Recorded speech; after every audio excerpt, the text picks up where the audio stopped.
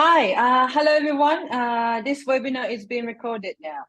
My name is Mayu Negami Hanford. I'm a lecturer in Japanese studies in modern languages in Cardiff University. Thank you for coming to the 13th Cardiff Japanese online lecture series exploring socio-cultural aspects of Japanese language learning. We also would like to say thank you for the Japan Foundation London to supporting this webinar. The purpose of this Cardiff Japanese lecture series is to share contemporary relevant information and to understand cultural context for recognizing the diverse aspects of Japanese society in a broader sense. We aim to explore sociocultural aspects of language learning for those studying Japanese language and culture, as well as various learners, teachers, and researchers with an interest in Japan.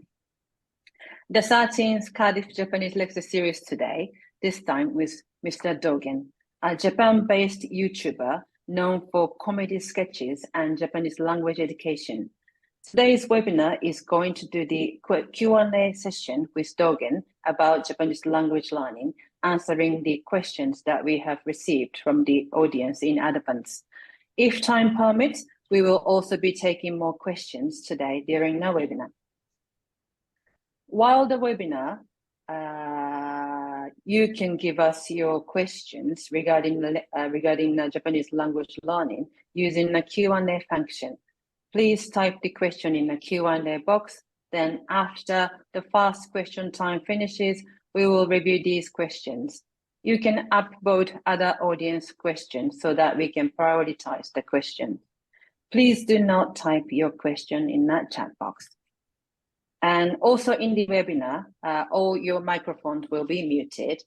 And this webinar is being recorded, and the recorded session video will be in the Cardiff Japanese Lecture Series YouTube channel. I'll be putting a link to you in the chat box. And today's schedule is like this, okay? And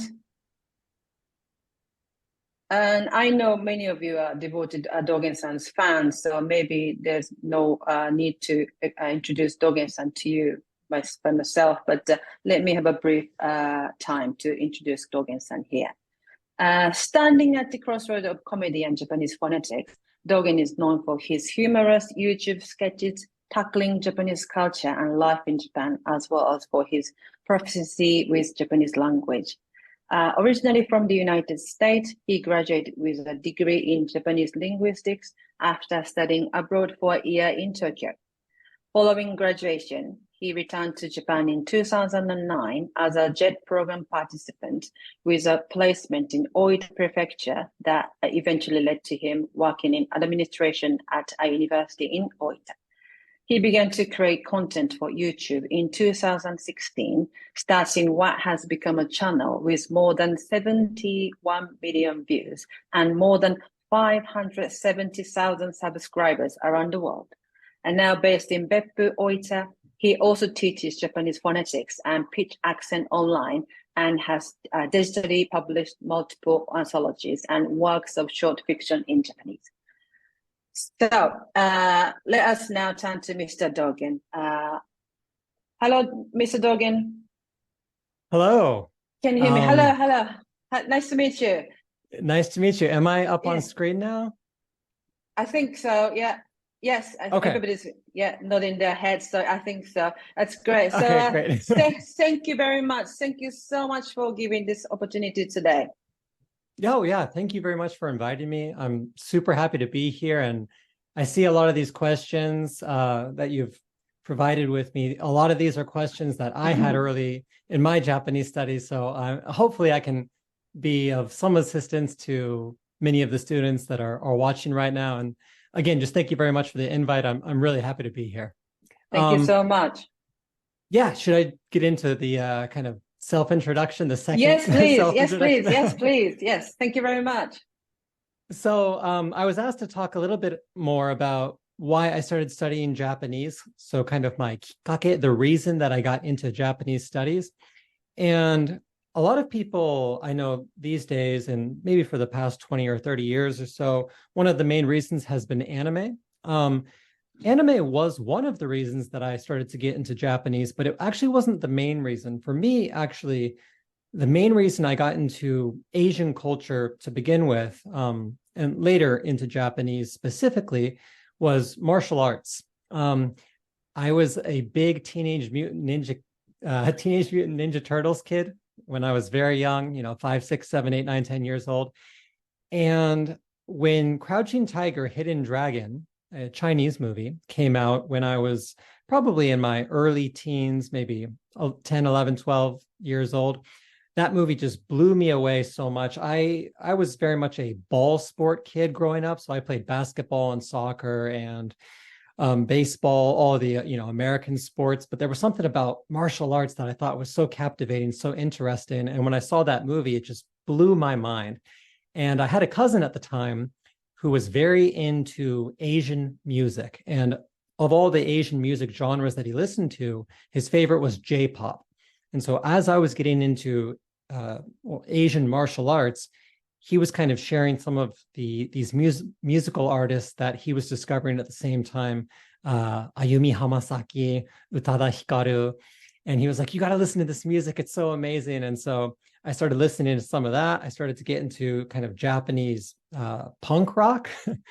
And I thought to myself, I really want to understand what's going on, what they're singing about. And so I kind of started studying Japanese when I was about 13 or 14 years old, alone in my bedroom. I was already studying Spanish at high school. So it was a little bit too late for me to switch from one language to the other. So I bought a set of cassette tapes even before CDs. And I would just, every night, I would spend about an hour listening to those tapes and studying Japanese by myself. And I guess the rest is history, as people say. Thank you, Dogen. Can I ask you one question? Yeah, absolutely. What is your most favorite Japanese punk rock band then? Oh, geez. Well, the band that I was most infatuated with when I was a kid their name was Softball. They were very, very, they were very, very, very underground. Most people have never heard of them. No, I never heard of them. I didn't learn until much later in my Japanese studies that they're somewhat political, but their music, interestingly enough, many of the things that they were singing about in their songs, being a punk rock band, quite heavy subjects. And so one of the songs that they sang about, it was about the kamikaze pilots during World War II. So in English, if I say it with English pronunciation, kamikaze pilots, which we all know from learning about history. And despite the fact that I could not understand the Japanese as I was listening to it, I somehow knew that it was about that because of like the structure of the song. And I could understand that this was somehow related to war. And it was like this very, very serious punk rock song. And that kind of took me to kind of this like deeper level with my connection to Japan and music, because most of my American friends at the time were very into American punk rock and, a bunch of really great bands. But, Blink 182, one of the bands that I was into as well, another American band was called Goldfinger. Again, great bands, but a lot of these bands would sing about, like breaking up with girls or, not doing your homework or whatever. And then there was this Japanese band that was like singing about the kamikaze pilots. And I was just like, okay, something's going on here. And it was kind of like this very, very almost like hypnotizing experience to me. And I was like, I have to understand what they're saying. And that's kind of what motivated me at the beginning of my Japanese studies.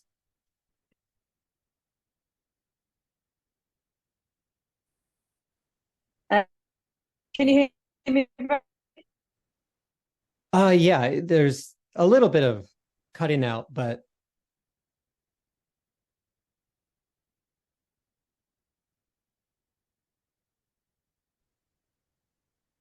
Hello, can you hear me? I'm sorry, the line's a bit slow. Can you hear me, everybody?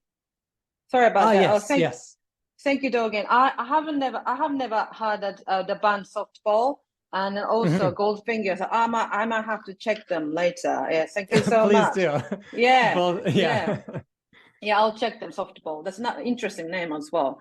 And now I want to chat about music more with you, but we've got a lot of questions. Thank you so much, everybody, for sending us a question in advance. And Mhm. as we have a lot of questions, I'm going to share the screen now. As we have a lot of questions, we divided those questions into 7 categories, like this, and then we are going. Dogen will going to answer these questions from number 1, Japanese study, and next, number 2, motivation, and number 3, speaking related questions, and number 4, hiragana, katakana, and kanji related questions, and number 5, pitch accent related questions, and number 6, grammar related, and then last one, the other questions. So I am going to read these questions to Dogen-san. So Dogen-san, could you answer each questions for me? Yeah, absolutely.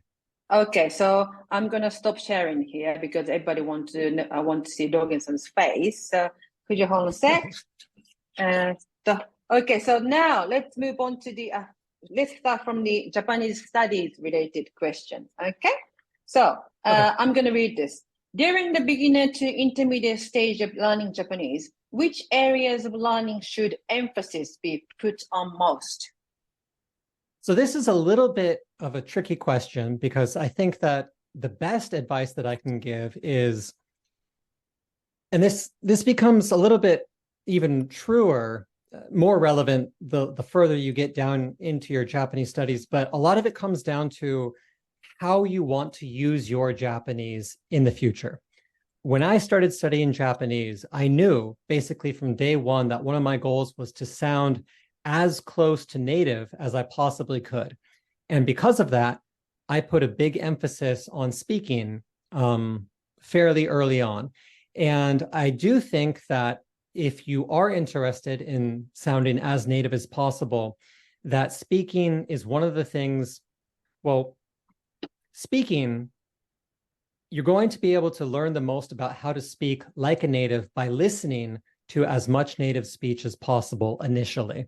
And so if you would like to sound as native as possible, then I would highly encourage everyone to just immerse themselves in as much Japanese as they can early on, but then also just to try and pay attention to the various sounds that you're hearing. And if you try and concentrate on this right from the get-go, and you're very conscious of everything, this can really help because it's much easier to establish a good habit than it is to try and fix a bad habit. And if you establish a bad habit with speaking early on, that's very difficult to fix. So me, for example, I still have difficulty with the Japanese R sounds. One of the reasons for this is because one of the textbooks that I was using at the time kind of oversimplified how it was in the way that they taught it. But again, despite the fact that I know how it's made now, I often still mispronounce it because I established a bad habit early on. So if you can establish good habits, especially when it comes to speaking, that'll probably save you some time in the long run. Okay. Oh, thank you very much. And we've got a lot of questions, and then I just recognized I forgot to show your video to the audience. So let's watch. Oh, Yeah, let's watch the video, and in the end of the webinar, or shall we watch the video now? Which is better? Shall we watch the video for just a little bit? Sure. Yeah, we can do that. Yeah. Sorry about that. Let me share the screen again. Okay. I am so sorry. Oh, And no I'm worries. sure. I've got issue with showing the video again. So let's not watch video at this point. Okay, so let's continue to the Okay. questions. I am so sorry, Dogen-san and the audience. Oh, no worries. So No worries. yeah, okay, hold on a sec. Hold on a sec. And then second question about Japanese studies, okay? What are your suggestions for things to do to improve our Japanese while on our year abroad in Japan? I think this person is planning to go to Japan for a year for studying Japanese. So this is a great question. I think it's a very self-aware question because a lot of people, when I started studying abroad, I was just so starry-eyed. I was like, finally in Japan, this is going to be awesome. That it took me, what would you say, maybe a month or so before I was finally like, okay, I got to make a good use of my time here. So the fact that you're already thinking about what you want, how you should be spending your time, that's great. You're off to a great start. What I would recommend is to try and make some Japanese friends as soon as you can, even if you have to go through kind of like a socially awkward experience where like your Japanese maybe isn't quite good enough to where you can confidently speak to Japanese people that you don't know. I would say try and power through it, because if you don't, oftentimes what happens, I saw this happen to many of my friends during study abroad, this initially happened to me as well, is that because it is uncomfortable to speak to Japanese people, if you're not comfortable in your Japanese abilities, you end up doing the comfortable thing, which is hang out with the other study abroad students. But then a month passes, and then another month passes, and then before long, you realize, oh, I'm halfway through study abroad, and the only Japanese friend that I have is this guy named Ken, whatever his name might be, and he's my friend because he speaks English. And we all just hang out. It's all the other exchange students and Ken-san, and we all just speak English most of the time. And we do go to Japanese classes for 3 hours a day or whatever it might be, but it's almost as if we're not in Japan. We could as well be taking Japanese classes in the same manner back in wherever our university is, whether that's in Europe or the United States or wherever it might be. So I would really highly encourage you to try and push through any uncomfortable experiences that you might have, because it'll pay off tremendously. Oh, thank you very much. I think that's really, really good advice for those students who are planning to go to Japan next year. Really, thank you so much. Now we've got more questions, Dogen-san. Let's move on to the motivation-related question. Okay. Okay. What strategies do you recommend for self-learning Japanese, and were there any particular method or experiences that enhanced your learning process? Yeah, absolutely. There's so many, but I actually think that one of the things that helped me the most was, there's this Japanese movie. I talk about this a lot on my Patreon series, but there's this Japanese movie called 12人の優しい日本人. So it's often translated as 12 kind Japanese people. And it's a courtroom drama. It's about a 2-hour movie. It's just 12 Japanese people in a courthouse trying to figure out whether this person committed a murder or not. And it's kind of a comedy. It's kind of a serious film. But what I did during study abroad is I would do my homework, and one of the Japanese RAs that was living in that building with us, she said, I asked her for a recommendation for a Japanese movie. I said, hey, do you know any great Japanese movies that might help me improve my Japanese? And she said, you should watch this. I love this movie. And I think she just gave it to me because she liked it so much, but it was the perfect movie, because what happens in the movie is, at the beginning, all the characters don't know each other. So they're using polite Japanese, desmasu ke. So, my name, Tanaka desu, or Watanabe desu. But then as the film progresses, they kind of get a little bit more comfortable with each other. They start using more colloquial language. And so you kind of see the different kinds of Japanese all throughout the movie. But then beyond that, it's 2 hours of nonstop dialogue. So there's a lot of anime and a lot of other Japanese movies where there's maybe 2 or 3 minutes where maybe there's an action scene, maybe it's a fight scene, maybe a detective is trying to, look over a crime scene, observe something, and there's a couple minutes of silence. But this movie is, again, nonstop dialogue from start to finish. And what I did during study abroad is, when I would do my homework, when I would do anything really, I would just have that movie on repeat 24/7. Wow. So when I did my kanji homework, when I was shaving, when I was brushing my teeth, when I was eating, breakfast in my dorm room. I just had that going on all the time. And before I knew it, I started to pick up on words and phrases that I didn't explicitly look up. It was kind of like I was learning them through osmosis, because I would learn like one or two vocab words in my Japanese classes. And then if there was a sentence that had 10 words in it, I would learn maybe again like 2 or 3 words in my classes, but then I could kind of start piecing things together based on the context. And so slowly but surely, despite not really actively trying to figure out what was going on in this movie, I started to kind of unconsciously piece it all together. And after like 2 or 3 months, I went from not understanding almost any of the movie to understanding an entire Japanese courtroom drama. And I think that combined with, again, me trying to get out of my comfort zone fairly early on really did me wonders in terms of giving me a head start.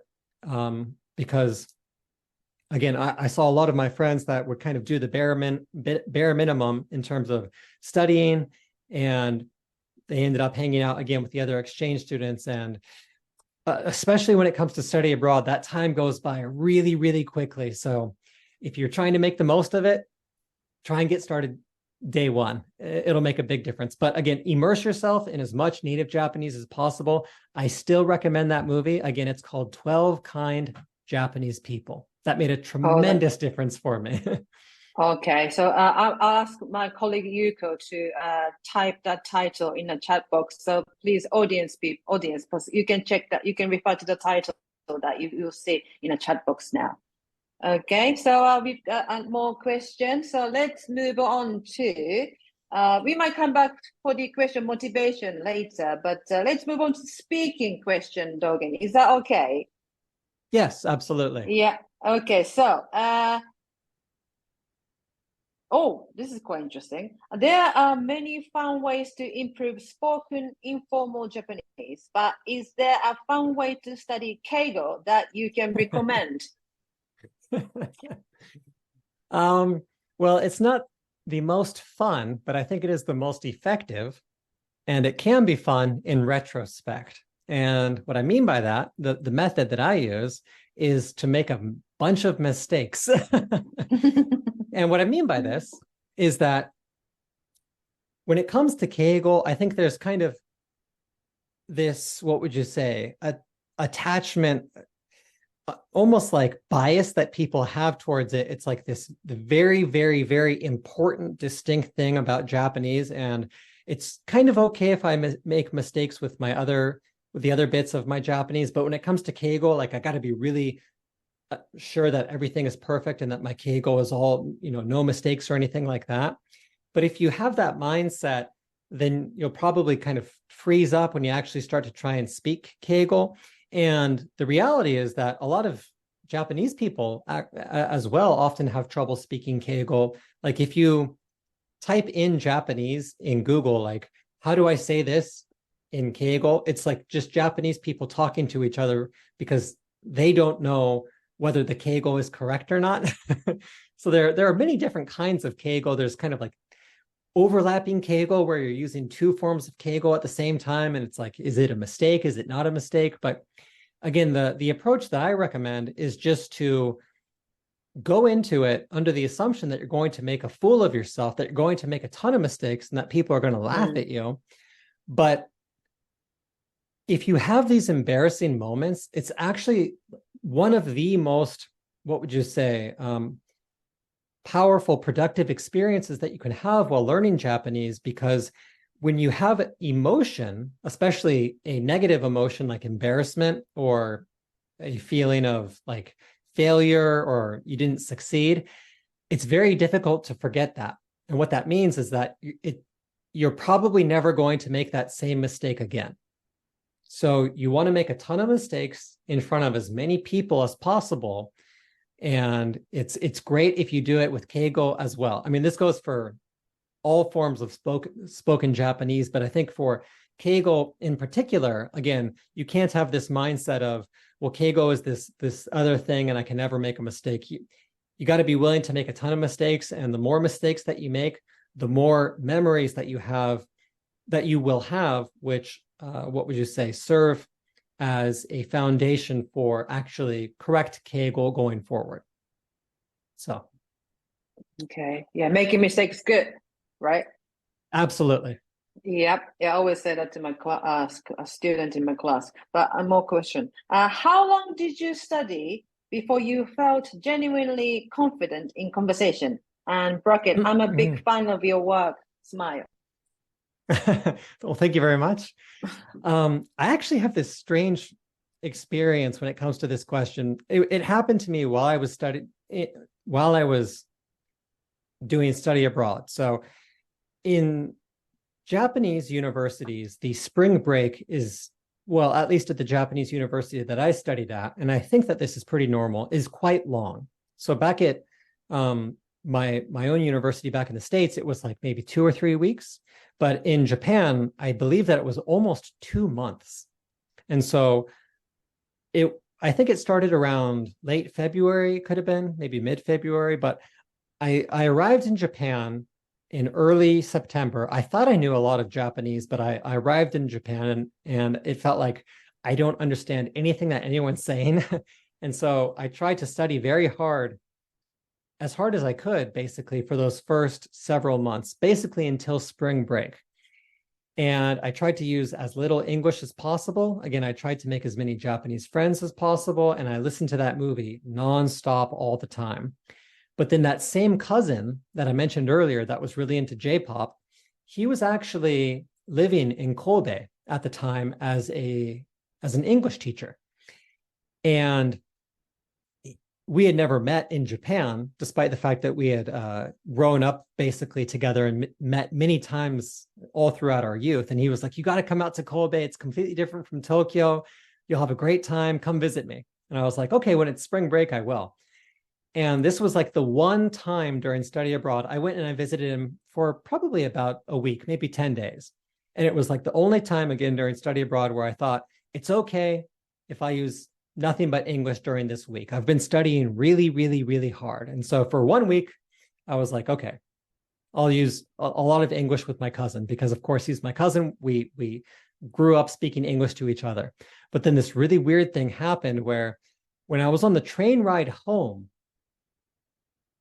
I have this distinct memory where I was sitting and I was listening to all the Japanese people like talking around me.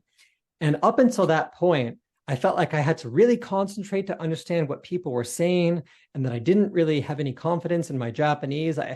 Do I understand Japanese or not? Is kind of what I felt like. But on that train ride home, it was just like clear as day. It was like, I understand all of this. And I don't know what happened. I felt almost like I had like a reset where I went into English for a couple of weeks and maybe it gave my brain like kind of the same thing maybe that happens when you sleep. Your brain kind of unconsciously sorts through all this important information during the day that you receive during the day. Maybe that's what happened to me during those 2 weeks where I was speaking English, because when I got on that train back home and I was looking around and listening to people, I was like, I understand Japanese.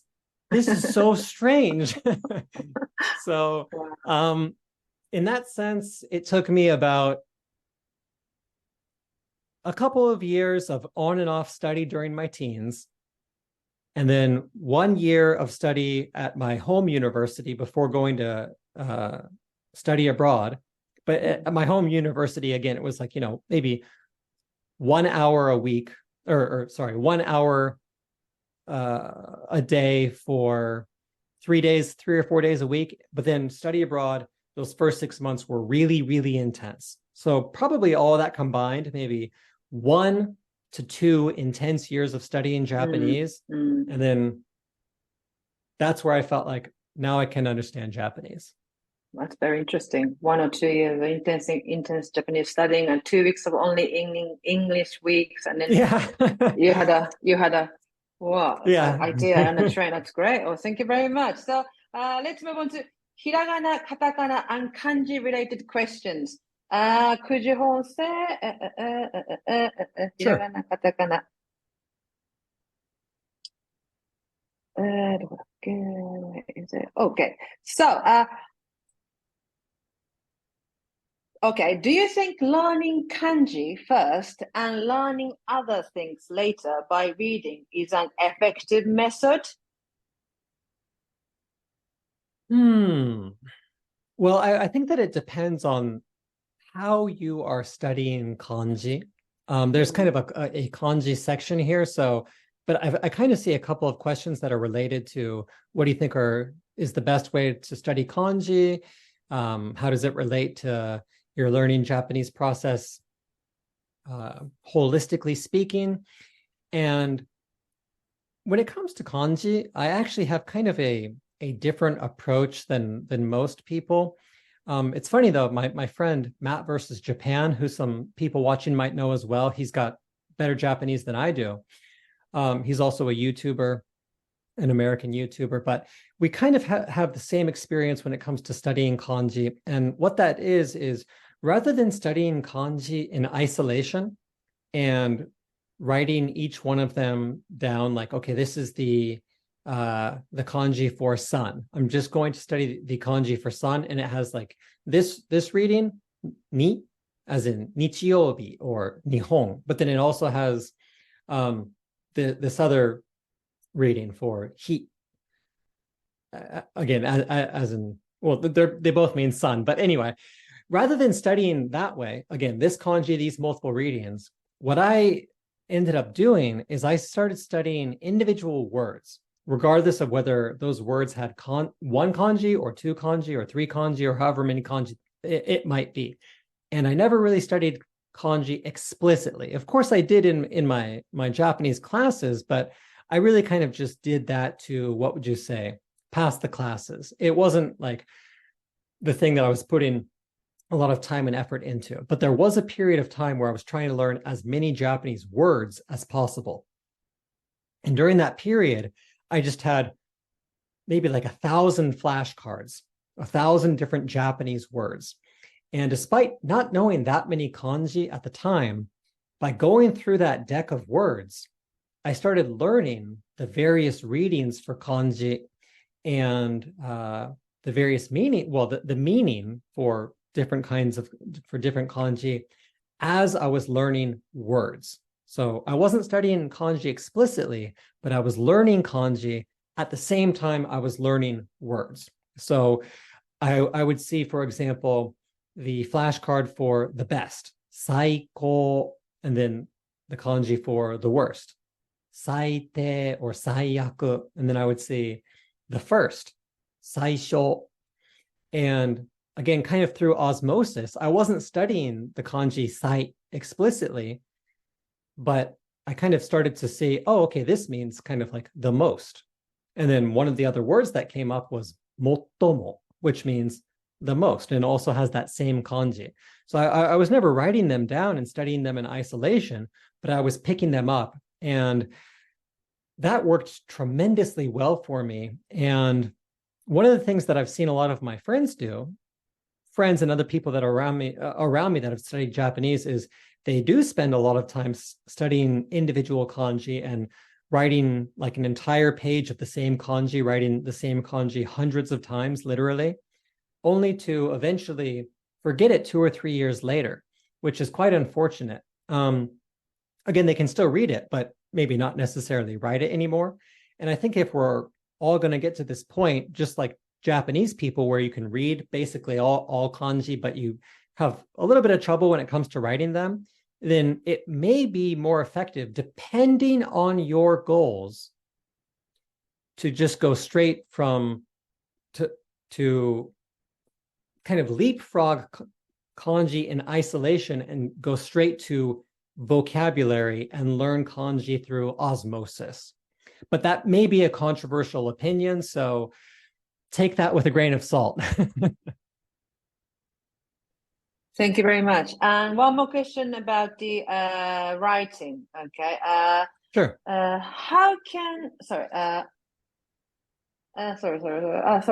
what are the most effective methods for memorizing writing Japanese? And is it crucial to learn stroke orders? I get a lot of questions like this in the classroom. How do you think about stroke orders of writing kanji? Well, I do think that it is important to at least master the basics when it comes to stroke order. And that's because even though in our daily lives we're using our smartphones all the time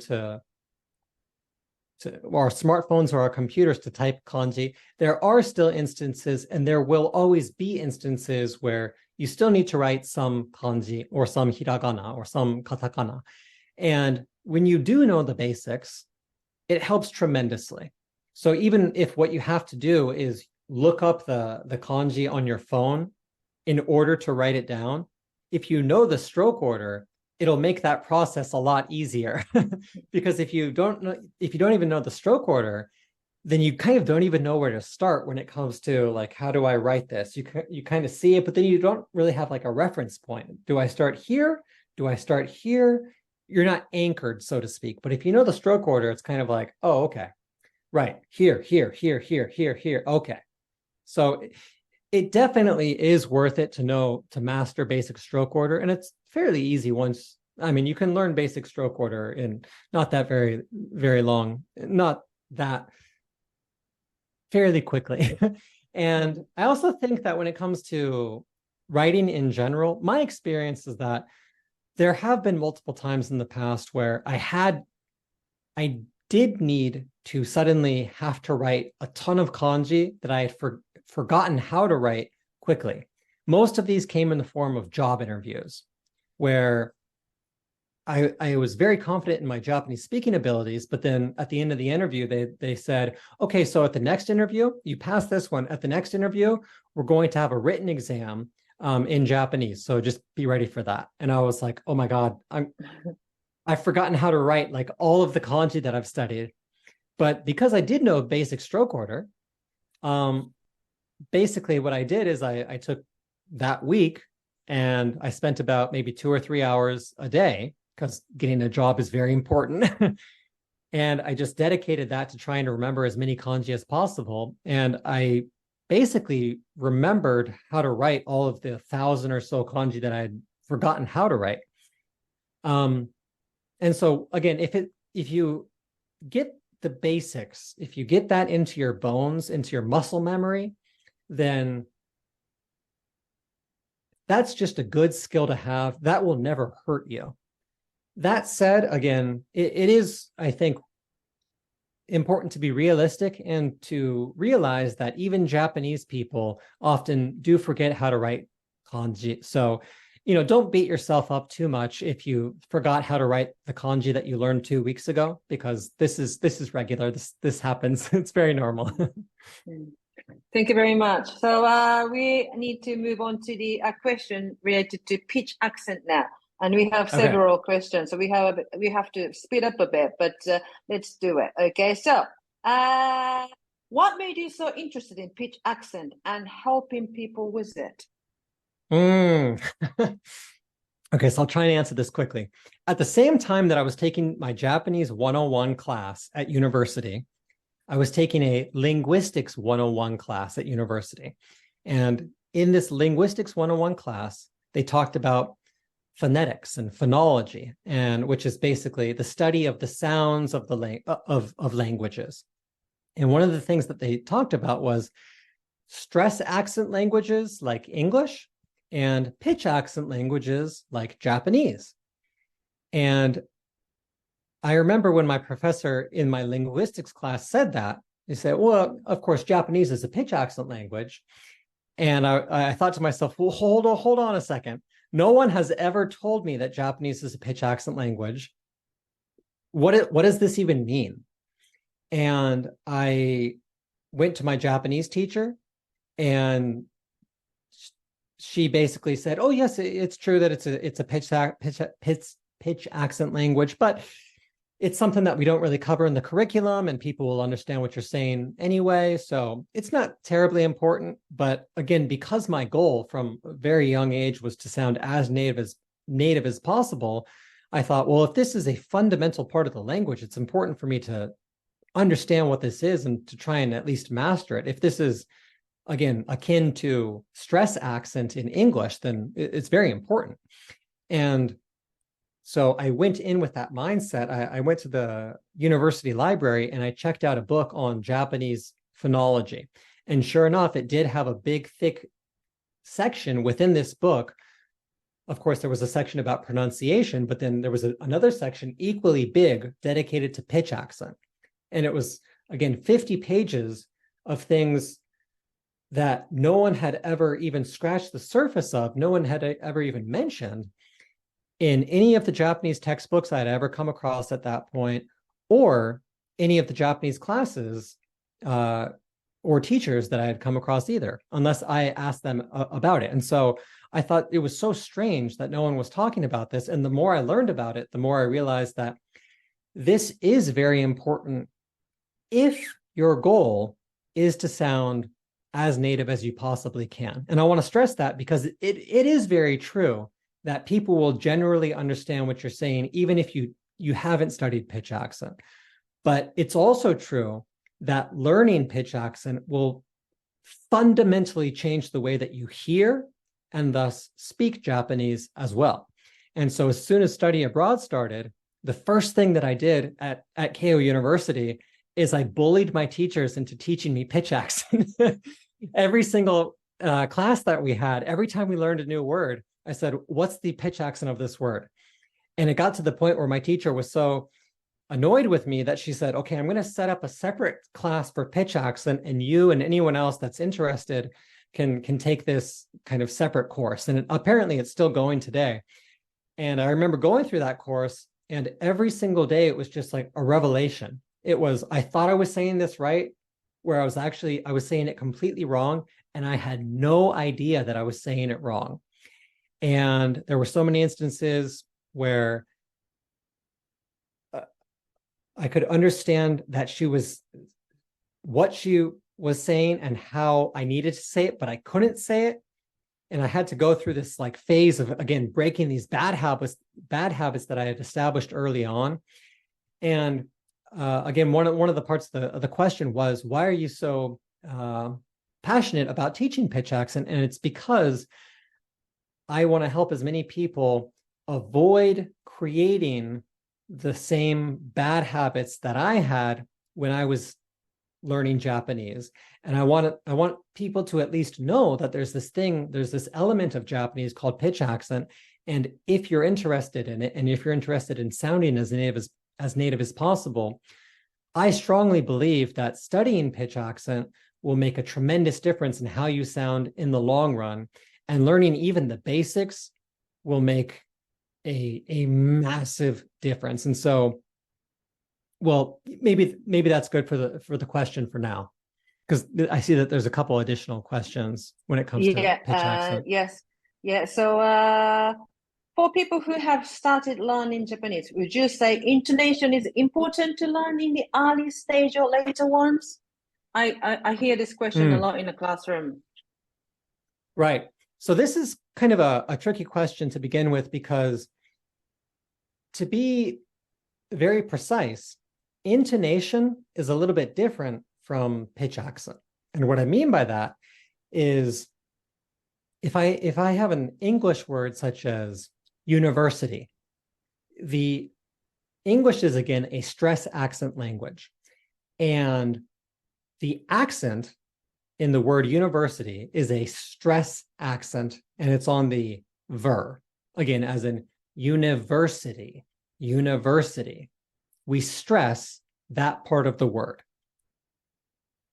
That's stress accent. Now, what intonation is kind of how speakers play with that pattern based on their emotions and what they want to say. So if they're angry, they might say, that university? But if they're asking a question, they might say, that university? And if they're kind of talking in a way that's indifferent, they might say, oh, that university. But the base stress accent of the word, it never changes. So stress accent and pitch accent, for that matter, in Japanese, are kind of the fundamental building blocks of the individual words and how they should be said with perfect pronunciation, again, as in university or Japanese, as opposed to Japanese or university, right? That sounds off as a native English speaker. Well, I don't know about British English, but it does to an American English speaker. But it's the same in Japanese. Japanese words, they all have set pitch accent patterns. And if you get these wrong, you often sound as off as you would if you said an English word with the incorrect stress accent. But then what happens is native English speakers with stress accent and native Japanese speakers, when it comes to pitch accent, they take these basic building blocks and then they kind of stretch and play with them a little bit. And again, the stretching and playing, that's what intonation is. Intonation is how you map your emotions and intentions onto the shapes of individual words, so to speak. And for Japanese people who have started learning Japanese, would you say that intonation is important to learn in the early stages or later ones? So if the question was meant to ask, do you think that pitch accent is important to learn in the early stages or later stages? Then I think that it's important to study it as, I would argue, as soon as possible, because again, it's much easier to establish a good habit than it is to break a bad habit, especially when it comes to your muscle memory and how you say things.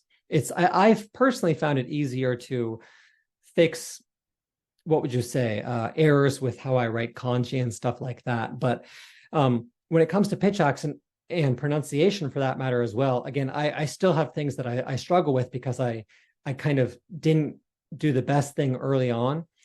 But when it comes to intonation, should you learn that earlier or later? I actually think that the overwhelming majority of speakers never need to explicitly study intonation. It's something that you kind of unconsciously pick up as you study the language. Now, I want to stress that I believe that is not true for pitch accent. If you have good sounding pitch accent, then you'll naturally kind of learn how to map your emotions and intentions onto that good pitch accent and sound natural. But if your pitch accent is off, then even if your intonation is good, like, okay, if I want to sound angry, then I should probably speak with kind of this tone. Or if I want to ask a question, then I should probably use like this rising inflection. Here's a perfect example. If you want to say the word for dog in Japanese, it's inu, inu. So it's low, high, inu. But the overwhelming majority of native English speakers, when they say this as a question, even if they're saying it with the correct pitch accent, when it's not a question, even if they say inu, when they say it as a question and they have not studied pitch accent, they'll often say inu, which is the correct pitch accent for some words in Japanese, but not that word. So it is correct to say neko, like a cat, but it's incorrect to say inu. You have to say inu. And again, it kind of comes down to the basic building blocks of each individual word. So you can have natural sounding intonation, but again, you want to make sure, I believe, that your pitch accent is good as well. So thank you very much. Yeah, hopefully that helps. Thank you. Yeah, I think that was very, very accurate advice. Thank you so much. And then we've got only 12 minutes. That's really sad things to say, but I've got a lot of questions I want to ask you. But let's move on to is that okay to move on to the other question, other related question? Absolutely. Is that okay? Absolutely. Yeah, is that okay? Yeah. And I think, I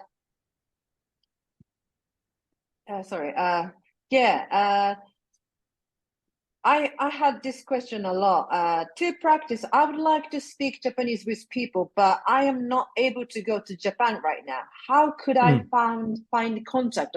How these people can study Japanese outside Japan? What's the best way? So I actually think that, again, probably the single most important thing when it comes to improving your Japanese holistically is listening to as much native speech as possible. And in this day and age, it's pretty easy to listen to a lot of native speech. You can watch videos on YouTube of Japanese YouTubers. You can watch Netflix, Japanese movies, whatever it might be. And again, one of my recommendations is 12 Kind Japanese People, which Nishikawa Sensei has posted in the webinar chat. Now, when it comes to speaking, I think that if you're immersed in a lot of Japanese, and you're also studying basic Japanese grammar and kind of studying the language holistically, that a lot of the barrier that people have when it comes to, I feel like I have trouble when it comes to speaking Japanese. I feel like the overwhelming majority of instances, this is just because it comes down to a lack of total hours spent speaking Japanese. And what I mean by that is if you've spent maybe 10 hours total speaking Japanese, then of course it's going to be very difficult for you to articulate your thoughts in an eloquent way in the language. Of course, that's true. But it's also true that you can practice speaking by yourself. And this is, in fact, what I used to do and what I still do through my comedic videos. So even if you do something as simple as making like a vlog that no one except you will see, but you sit down in your room and you say, okay, I'm going to spend 15 minutes trying to speak Japanese. And you say, okay, I'm going to talk about what I did today. Okay, so I got up at 7:30 and then I ate oatmeal for breakfast and then I went to the library. Okay. 朝7時半に起きました。それからオートミールを食べました。その後、図書館に行きました。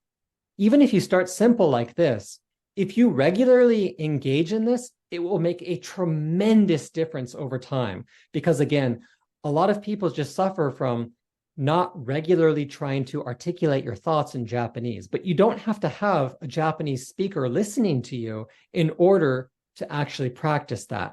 You can practice by yourself and you should. And if you do this, it'll make a big, big difference.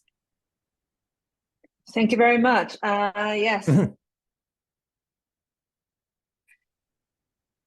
It is a very interesting question. What motivates you to teach and produce videos? Do you have any stories of when you may have said a word wrong? Oh, I say words wrong all the time. And it's funny because, again, I kind of have a reputation for better or for worse because I teach pitch accent. Every time I make a pitch accent mistake, there's a Japanese person in the comments that says, you got this wrong. So I get it all the time. But what motivates me really is just, well, I enjoy creative writing. I love doing it, and I'm able to kind of connect the dots in a weird way where I studied Japanese for a very long time. I live in Japan, and I kind of have an infinite source of material when it comes to life in Japan as a foreigner, continually trying to improve my Japanese more and more, and all the various experiences that I've had learning Japanese through, since my teens, 20 plus years now at this point. And so I just love doing what I do. And the fact that other people seem to enjoy it too is, of course, very, well, that helps tremendously with motivation as well. So again, I'm super happy to be able to do events like this, and I love the creative writing process. And yeah, it's just kind of win-win-win all around. Hopefully that answers the question.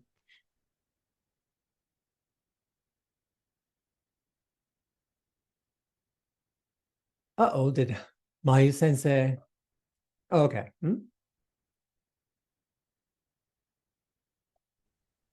Okay. Hello, sorry, something happened to my Wi-Fi. Can you hear me, everybody? Yep. Sorry about that, Dogen. And yes, no problem. Yeah, thank you. So we've got six minutes left, and then I think you can start talking about your pitch accent series on Patreon before we miss the time. How do you think about that? Okay. And then if we've got extra time after that, we can get back to the extra question. How do you think about that? Oh, I think that's great. I'll try and be pretty brief with my Patreon series because I've already talked about pitch accent a little bit. So maybe I'll try and cover maybe like one rule, and maybe, and then we can get to questions. And I don't need to go immediately. So I know that probably you guys, the teachers do, but I can stay for a little bit longer if you guys have time as well. But when it comes to my pitch accent series on Patreon, again, the whole philosophy behind that series is I was trying to create an educational resource that I wanted to have when I was studying Japanese, because I found it very difficult to try and learn pitch accent as a native English speaker, because most of the pitch accent resources that are out there are either aimed at Japanese people who want to become newscasters, or they're aimed at grad students who have already gotten a degree in Japanese and who are already fluent in Japanese and also know a lot of highly sophisticated and specific linguistic terms. So what I try and do in my series is I try and explain the most important rules of Japanese pitch accent in simple English and with high quality native recordings. And maybe one good example that I can give is, I mean, there are really rules for everything, but for example, so Mayu sensei's name is Mayu. And it turns out that every name in Japanese that has two mora, so two beats in it, has a high to low pitch accent pattern. So Mayu, high to low. This is true for, again, every single two mora name in Japanese. But what's very interesting is that when it comes to three mora names, things get a lot more complicated, but there are still a bunch of like really cool rules that if you know, you can kind of assume the correct pitch accent of the word. So Mayu sensei, is this your maiden name, Negami?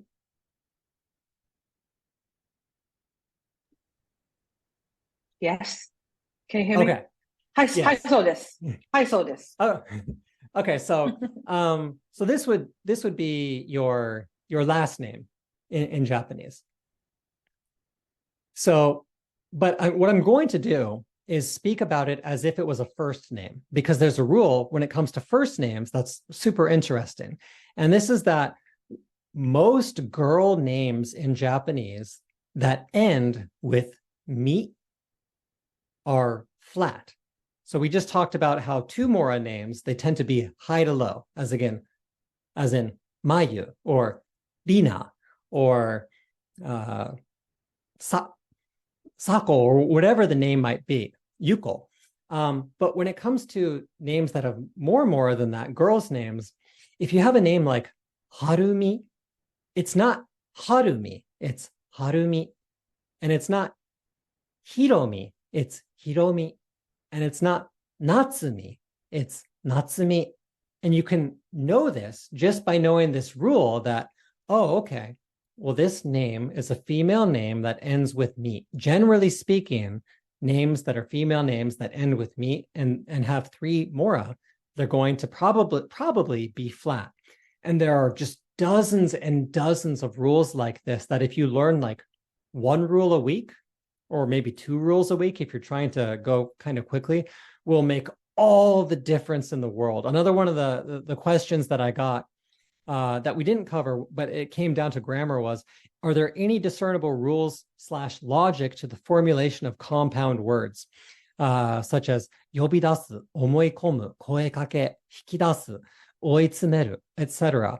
Now, the question was related to grammar, but my mind immediately went to pitch accent because there's another rule when it comes to compound verbs, which is that in recent years, compound verbs are all trending in this direction of low, high, low. So, yobidasu, omoikomu, hikidasu, oitsumeru.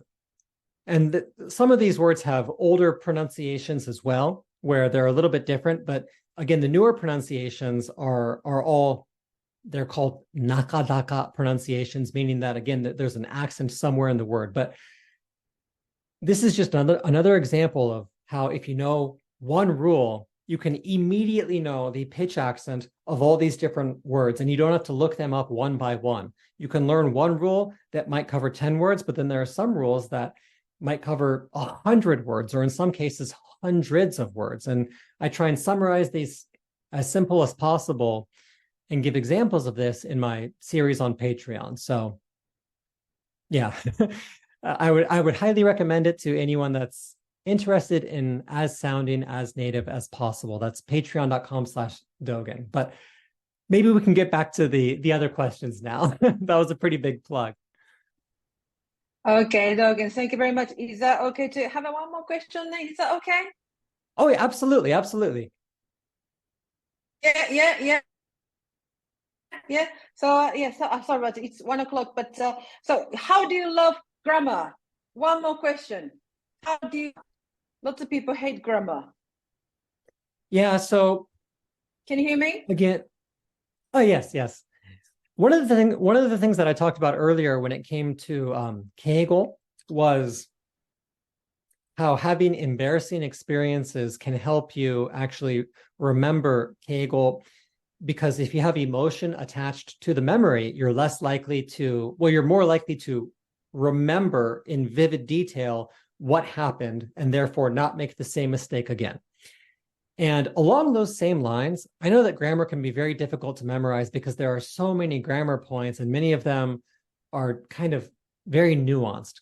And so it really helps tremendously if you can have a grammar point that for kind of if you have a sentence in your mind for every single major grammar point in Japanese. And of course, most of the Japanese grammar points that are in textbooks are often introduced in, maybe, I don't want to sound negative, but fairly vanilla, fairly bland language. Again, like whether it might be nagara, which means to do something while doing something else, like what would be a good example? 走りながら、音楽を聴きながら走る. So listening to music while running. This is a pretty, again, everyday standard example, but it's a little bit difficult to remember because it's so normal. But what you can do is, if you're regularly immersing yourself in native Japanese media, whether that's YouTube videos or even anime, actually, when it comes to grammar, not so much vocab, but I think for grammar, this is true. Oftentimes, the things that are happening in Japanese media, whether it's a slapstick comedy show, or whether it's an episode of Spy Family or Attack on Titan or Demon Slayer, you become emotionally involved with what's going on on screen.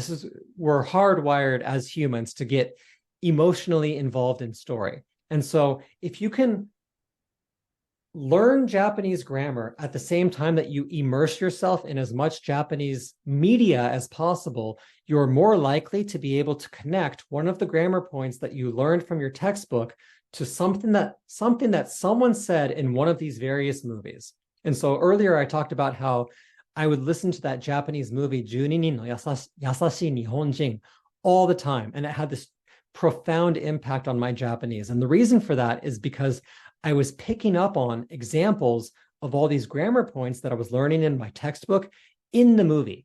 And because I was listening to the movie on repeat, they just got hammered into my head.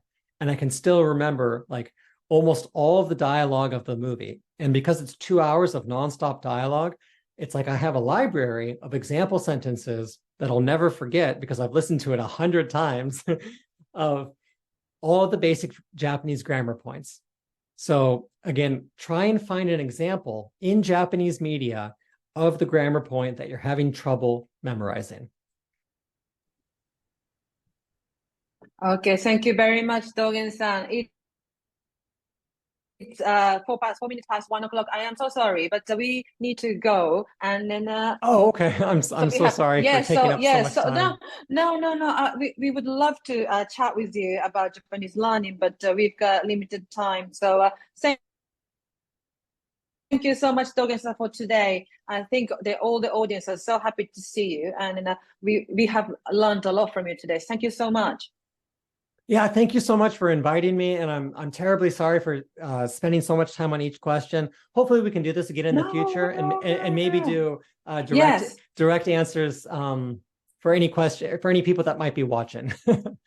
Yeah, is that really okay? Is that really okay? Are you sure you can do the one more webinar like this with the Cardiff Japanese webinar series for us? Oh yeah. I mean, it might take a couple of weeks to schedule it, but I would love to. Yes. Thank you so much. If you could do that, that would be fantastic. Thank you so much, Dogen-san. So we are going to close this webinar, everybody. Thank you so much for coming today. And I am so sorry that we couldn't answer all the questions, but hopefully we can feedback for this webinar. That would be very good. So thank you so much. And then another webinar in November is scheduled in 29th of November from 12 o'clock. And so I'll let you know the information about this next webinar. Thank you so much. So Dogen-san, thank you very much today. Yeah, thank you very much for having me. And again, let's try and do it again soon. Yes, thank you so much. So I'll say goodbye to everyone. Goodbye, everybody. All right, see you guys. さようなら。さようなら。ありがとうございます。ありがとうございました。Thank you very much. ありがとう。